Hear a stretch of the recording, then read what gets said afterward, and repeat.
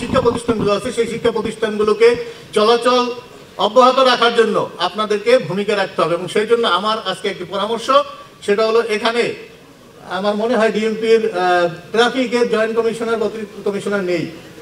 যদি থাকতেন তাহলে আমি কথা বলতে আরো সুবিধা হতো। আমার মনে হয় এই ট্রাফিক ব্যবস্থাটাকে প্রথমে নিয়ন্ত্রণ করলে ট্রাফিক ব্যবস্থার সাথে সাথে যখন ট্রাফিক ব্যবস্থাটা আমরা জঞ্জাটমুক্ত করতে পারবো সিদ্ধেশ্বরী বিকারনাথ বেইলি রোড এলাকা, তখনই আমরা আইন শৃঙ্খলাকে এবং অন্যান্য যে বিষয়গুলো আছে সেগুলো চলে আসবে সামনে। সুতরাং সেই জন্য আমি শুনেছি 28 তারিখে আমাদের সিদ্ধেশ্বরীতে একটি মিটিং আছে, সম্ভবত জয়েন্ট কমিশনার ট্রাফিক সেই মিটিংয়ে অ্যাটেন্ড করবেন। তা আমি ডিএমপি কমিশনার মহোদয় স্যারকে অনুরোধ করবো আপনি আপনার নির্দেশনা দিয়ে দেবেন ট্রাফিকের যিনি আছেন তাকে, বিশেষ করে এই দায়িত্বটি আপনি যদি আমরা সুন্দরভাবে পালন করতে পারি। এবং আমরা মনে করি সিদ্ধেশ্বরীবাসীর পক্ষ থেকে, রমনা থানার সকল এলাকার পক্ষ থেকে আমরা পুলিশকে সহযোগিতা করবো, এই আশাবাদ ব্যক্ত করে সবাইকে ধন্যবাদ জানিয়ে আমি আমার বক্তব্য শেষ করছি। এই শহরের ট্রাফিক এখন একটা বড় মাথা ব্যথা এবং এর সমাধান বের করা অত্যন্ত কঠিন। আমি আগেই বলেছি একটি শহর প্ল্যানিংয়ে 25% জায়গা রাস্তার জন্য থাকা উচিত। আপনাদের এই শহরের মাত্র 7%, 7% রাস্তা। বিভিন্ন ধানমন্ডি, গুলশান, বনানী, উত্তরা, পূর্বাঞ্চল এই সকল এলাকা বাদে বাকি যে হিউজ জনবসতি, এই জনবসতি এলাকাগুলো শেওড়াপাড়া বা এরকম কোনো রাস্তাঘাট প্ল্যানিং করে তৈরি করা হয়নি।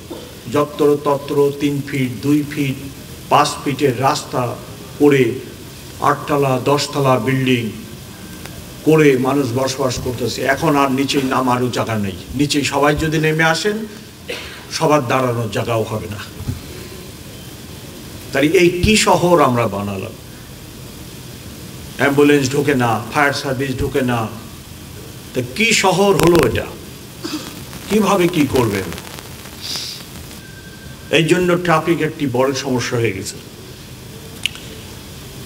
ইদানিং যুক্ত হয়েছে অটোরিকশা। ম্যানুয়ালি যে রিক্সাগুলো চলতো পায়ে চালিত, এই রিক্সাগুলোর সাইজ একটু ছোট ছিল।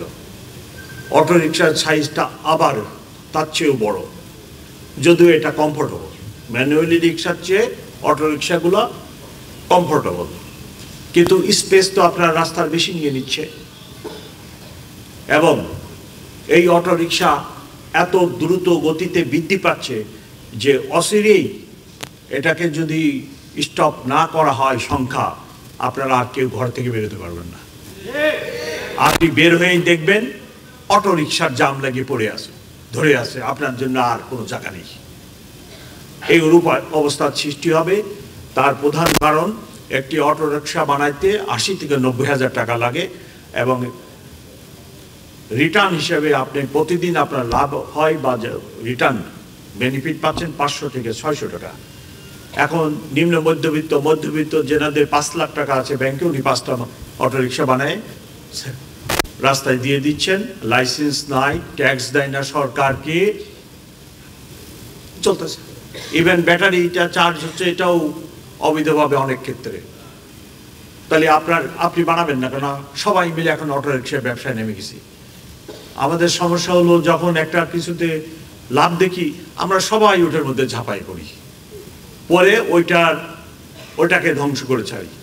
আমি সরকারের সাথে কথা বলছি এবং ব্যবস্থা নিতে বলছি যে অটোরিকশাকে একটা সীমিত নাম্বারে আনতে হবে, যে এই শহরে কত অটোরিকশা আমরা এখন রেট করতে সক্ষম, এবং তাদেরকে লাইসেন্স দিতে হবে এবং তাদেরকে একটা ট্যাক্সও দিতে হবে, ট্যাক্সের আনতে হবে। আপনি সরকারের জনগণের টাকায় তৈরি রাস্তা ব্যবহার করবেন অথচ ট্যাক্স দিবেন না, এটা তো পৃথিবীর কোথাও নেই এরকম কিছু।